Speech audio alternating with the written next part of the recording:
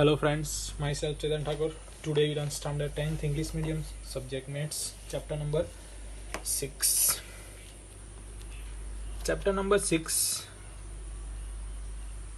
maths. Chapter name is triangles. ये जो chapter है वो आप 9th स्टैंडर्ड से सीख के आ रहे हो, पहले से भी सीख के आ रहे हो, बट 9th स्टैंडर्ड में उसका काफ़ी सारा कॉन्सेप्ट आ गया है. उसका 2 चैप्टर है, उसके चैप्टर नंबर 6 और 7 9th स्टैंडर्ड में. तो 2 वर्ड्स आते हैं. तो पहले तो ट्राइंगल की बात करते हैं. तो जैसे कि आपको ट्राइंगल्स बनाना हो तो आपके पास क्या होना चाहिए? 3 पॉइंट्स होने चाहिए. और 3 पॉइंट्स से वो कैसे पॉइंट्स होने चाहिए कि 2 पॉइंट एक ही लाइन में आए हुए हो, यानी कि 2 पॉइंट कोलिनियर हो और एक अदर देन कोलिनियर. क्योंकि तीनों पॉइंट कोलिनियर हो जाएंगे, जैसे कि ये पॉइंट उसकी जगह पे यहाँ पे आ जाएगा तो तीनों एक ही लाइन में हो गए तो लीनियर हो गए, तो यहाँ पे ट्राइंगल क्रिएट नहीं होगा. तो उसके लिए आपको ये ध्यान में रखना है कि ट्राइंगल्स का फॉर्म होगा 2 पॉइंट होंगे, 2 एक ही लाइन में आए हुए होंगे और एक point other than this point, तो ट्राइंगल्स फॉर्म हो सकता है. तो पहली कंडीशन 2 पॉइंट लीनियर होंगे, एक पॉइंट लीनियर नहीं होगा, किसी भी जगह पे आया हुआ other than this 2 linear points. इतना कंप्लीट हुआ. उसके बाद 3 वर्टेक्स, यानी कि ये जो पॉइंट है उसका नेम है वर्टेक्स. तो ट्राइंगल्स के कितने वर्टेक्स होते हैं? 3. यहाँ पे कौन है? A B C. उसके बाद ये जो है पूरी लाइंस 2 पॉइंट को हम कनेक्ट कर देंगे, बी से सी को कनेक्ट कर देंगे और ए को सी से कनेक्ट कर देंगे. तो क्या बन जाएगा? Triangle A B C. ये ट्राइंगल का सिंबल है, ए बी सी है. अब ए और बी को कनेक्ट करेंगे तो क्या कहलाएंगी? साइड्स. सो साइड कौन कौन सी होगी? ए बी है. उसी तरीके से हमने बी और सी पॉइंट को ज्वाइन किया तो उससे बी सी साइड मिली. ए और सी पॉइंट को ज्वाइन किया तो हमको ए सी साइड मिली. उसके बाद मैंने आपके एक वर्ड बताया था वर्टेक्स. तो वर्टेक्स कौन है यहाँ पे? ए बी एंड सी. उसके बाद क्या बनता है? दूसरा एंगल. सो एंगल कौन कौन से है? Angle A. एंगल ए कैसे बनता है? एंगल ए ये साइड से और ये साइड से बनता है, उसके बीच का वैल्यू. दूसरा एंगल बी. बी कैसे बनता है? ये साइड और ये साइड के बीच की वैल्यू. ये साइड और ये साइड से एंगल कौन सा बनता है? Angle C. एंगल की सिंबल है और ये कौन सा एंगल है वो इंडिकेट किया गया है. तो ये एक बात हुई आपकी एंगल्स की. तो ये जनरल इंफॉर्मेशन हुई. अब 2 वर्ड समझने हमें. Similar, it means similarity,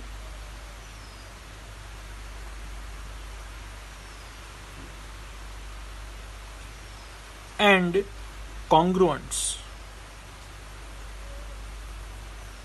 congruence and similarity, ये बात समझनी. तो पहले सिमिलर वर्ड से समझ करते हैं. तो मैंने यहाँ पे एक लाइन ड्रॉ की है ए बी, उसकी वैल्यू है 4 सेंटीमीटर. उसके नीचे मैंने दूसरी लाइन ड्रॉ की है जिसकी वैल्यू है सी डी और 8 सेंटीमीटर है. तो अभी आपको देख के बताना है कि ये जो फिगर है आपकी फर्स्ट ए बी वाली और सी डी लाइन है, दो सिमिलर है या नहीं है? सोचो और आंसर दो. तो आप कुछ बच्चे का आंसर आ जाएगा, कुछ सोचेंगे कि क्या आंसर दे, सिमिलर दे या किस टाइप का होगा. तो यहाँ पे देखो A B is equal to 4 centimetre है, C D is equal to 8 centimetre, यानी कि दोनों का मेजरमेंट कैसा है? डिफरेंट है. तो फर्स्ट कॉन्सेप्ट आपका क्लियर हुआ. यहाँ पे शेप जो है, एंड दूसरा कौन सा है? साइज. तो शेप दोनों का कौन सा है? तो ए बी का नेम क्या है? लाइन है. एक सी डी भी लाइन है. तो शेप क्या मिला आपको? सेम मिला. बट साइज में आपको क्या मिला? डिफरेंस. साइज में डिफरेंट मिला क्योंकि यहाँ पे 4 सेंटीमीटर है, यहाँ पे 8 सेंटीमीटर है. तो दोनों की साइज कैसी है? डिफरेंट है. तो अब सिमिलैरिटी की बात करते हो तो ये 2 पॉइंट आपको ध्यान में रखने हैं. शेप देखना है, साइज देखनी है. तो अगर शेप सेम होगा और साइज डिफरेंट होगी या सेम होगी is not matter, is called similarity. तो ये दोनों फिगर कैसी है? सिमिलर फिगर है.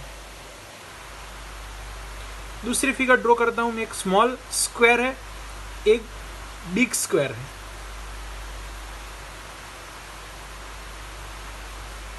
तो ये दोनों कैसे हैं? तो आंसर आपका अब तो आपको समझ में आएगा, सभी बच्चों का आंसर आ जाएगा कि ये क्या है? सिमिलर है. सिमिलर है ना, क्योंकि सिमिलरिटी में देखना क्या है, सिर्फ शेप सेम देखना है, साइज तो सेम होगी डिफरेंट होगी इट डजंट मैटर। तो दोनों शेप कैसे है, सेम है, दोनों स्क्वायर ही है, तो यहाँ पे आंसर मिला सेम। तो बस इतना चेक करना है, उसको क्या बोल देंगे हम, सिमिलर। अब यही बात हमें कॉन्ग्रुएंस में देखनी हो तो अगर आपके पास 4 सेंटीमीटर का स्क्वायर है तो उसके सामने भी 4 ऑल साइड है वो 4 सेंटीमीटर का स्क्वायर होना चाहिए, तो उसको बोलेंगे हम कॉन्ग्रुएंस बोलेंगे, कॉन्ग्रुएंस बोल सकते हैं, बोथ आर सेम कॉन्ग्रुएंस। तो ये दोनों कैसे है, कॉन्ग्रुएंस स्क्वायर है, क्लियर। उसी तरीके से हम यहाँ पे ड्रॉ करेंगे दो ट्राइंगल्स जिसकी वैल्यू डिफरेंट है, A B C and P Q R. तो ए बी सी और पी क्यू आर दोनों की जो साइज है वो डिफरेंट समझ लो, बट शेप तो कैसे है, सेम है। तो दोनों फिगर क्या हो गई हमारे लिए, सिमिलर हो गई। तो ये दोनों ट्राइंगल्स को क्या बोल सकते हैं हम, सिमिलर। यही दोनों ट्राइंगल्स को हम कॉन्ग्रुएंस कब बोल सकते हैं, कॉन्ग्रुएंस कब बोल सकते हैं, जब उसमें साइज तो सेम होगा बट शेप और साइज दोनों सेम होंगे, तब उसको बोलेंगे कॉन्ग्रुएंस। और ओनली शेप सेम होगा तो उसको बोलेंगे सिमिलर। तो ये दो कॉन्सेप्ट क्लियर हुए। उसी तरीके से सर्कल की बात करते हैं, तो ये दोनों सर्कल शेप दोनों का कैसा है, सेम है, तो ये सिमिलर हो गए। बट साइज की बात करते हैं तो साइज तो डिफरेंट है, तो ये कैसे हो गए, सिमिलर है बट कॉन्ग्रुएंस नहीं बोल सकते। कॉन्ग्रुएंस कब बोलेंगे, जब उसका साइज और शेप दोनों सेम होगा तब कॉन्ग्रुएंस, और एक ही सेम होगा कौन सा, शेप, तो उसको बोलेंगे सिमिलर, क्लियर। दूसरा एक वर्ड आता है पॉलीगॉन। तो पॉलीगॉन यानी कि मैनी एंगल। अगर आप आगे हम चैप्टर में देखेंगे तो पॉलीगॉन्स ऐसा वर्ड आता है, गॉन यानी कि एंगल, पॉली यानी कि many, so many angle is polygon का वर्ड्स का मीनिंग ये होता है कि ये पॉलीगॉन यानी कि मैनी एंगल्स। अब बात करते हैं सिमिलर साइड की। तो यहाँ पे जो ए बी है, ए बी जैसी सिमिलर साइड कौन सी, हम जो 9th स्टैंडर्ड में करते थे वैसा।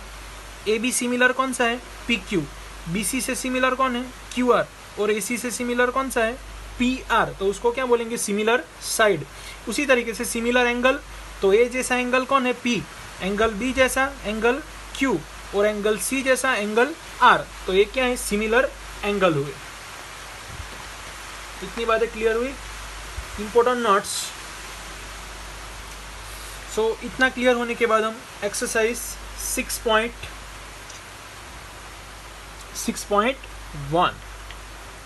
एक्सरसाइज 6.1 सभी क्वेश्चन आपको ही सॉल्व करने में, यहाँ पे आपको हिंट दूंगा।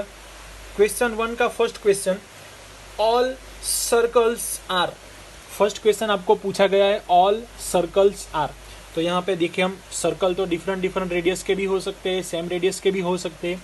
तो सभी सर्कल तो एक जैसे नहीं होंगे, तो सर्कल का शेप सेम है बट साइज डिफरेंट है। तो फर्स्ट का आंसर क्या आएगा, सिमिलर आंसर आएगा। Next second, all square are congruent और सिमिलर, तो answer will be same. First जैसा ही आंसर आएगा, सेकंड का भी सिमिलर आंसर आएगा। Third, all triangles, all blanks triangles are similar, third question में। और दो ऑप्शन दिए गए, आइसोसेलेस और इक्विलेटरल। दोनों में से आपको आंसर ढूंढना है, तो उसका आंसर क्या आएगा, इक्विलेटरल, क्योंकि all triangles are similar. All isosceles लेंगे तो प्रॉब्लम क्या होगा, दो साइड उसकी इक्वल होगी। आइसोसेलेस में क्या होगा, all blanks triangles are similar. तो इक्विलेटरल में तो क्या होता है, ऑल साइड इक्वल होती है, तो उसको सिमिलर प्लस कॉन्ग्रुएंट्स दोनों बोल सकते हैं। तो यहां से आपको सिलेक्ट करना है answer equilateral. Fourth question, two polygon of the same number of sides are similar. यहाँ पे दिया गया है आपको, टू पॉलीगॉन है यानी कि मैनी एंगल, यानी कि सपोज 3 एंगल का ट्राइंगल, उसको भी पॉलीगॉन बोलेंगे। तो इस टाइप के दो ट्राइंगल से सेम नंबर ऑफ साइड, दोनों की साइड सेम है, तो उसके एंगल भी सेम होंगे। Their corresponding angles are blank and their corresponding sides are blanks. तो क्वेश्चन नंबर 4 में आंसर आएगा, तो उसके करस्पॉन्डिंग जो एंगल होंगे वो कैसे होंगे, इक्वल होंगे। उसके जो एंगल है वो इक्वल होंगे, sides are in equal proportion. तो फर्स्ट ब्लैंक में आएगा इक्वल, सेकंड ब्लैंक में आएगा प्रोपोर्शनल। ये कंप्लीट हुआ। Now question number 2। In question number 2 first आपको दिया गया है similar figure, two different example of pair of similar figure. तो सिमिलर फिगर यानी कि आप ले लो 2 स्क्वायर ले लो, तो 2 square are similar and 2 equilateral triangles are similar. Clear हुआ ना? सिमिलर कब बोल सकते हैं उसको?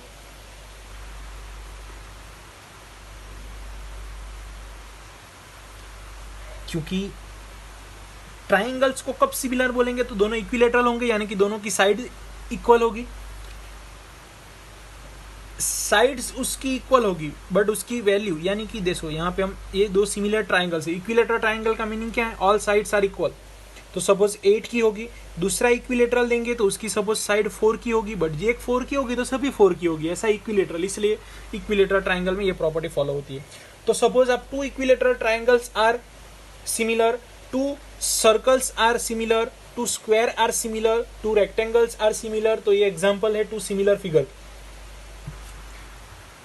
अब नॉन सिमिलर के, तो नॉन सिमिलर ही देखते हम।